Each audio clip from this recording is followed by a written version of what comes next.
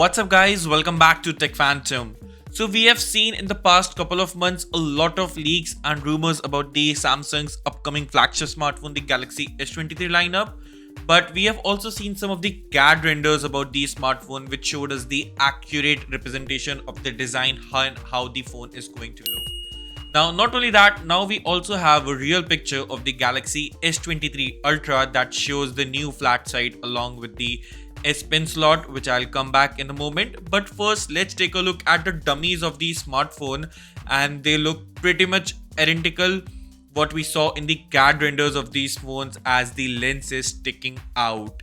Now, individually, instead of a separate camera island, the camera is coming individual, and the S23 Ultra lineup this time is going to be a way bigger when compared to the S22 Ultra smartphone.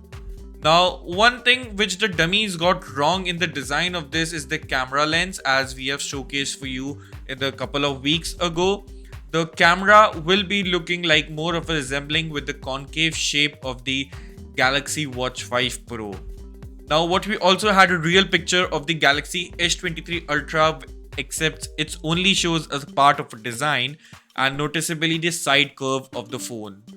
Now, it's more of a flatter this time when compared to the 22 Ultra and the dummy units.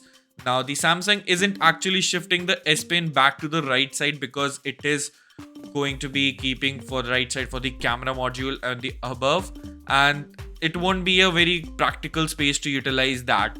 So instead of that, it's an upside down. So the S Pen will be sticking towards the left of the smartphone. Now, what you also be getting with this smartphone, which you have heard earlier, is the Snapdragon 8 Gen 2 special edition for the Samsung smartphone, and it will not be made by TSMC, but instead of that, Samsung will be coming with an overclocked processor for this smartphone, and it will be the Snapdragon 8 Gen 2, and something will be add up to the numbers for this one.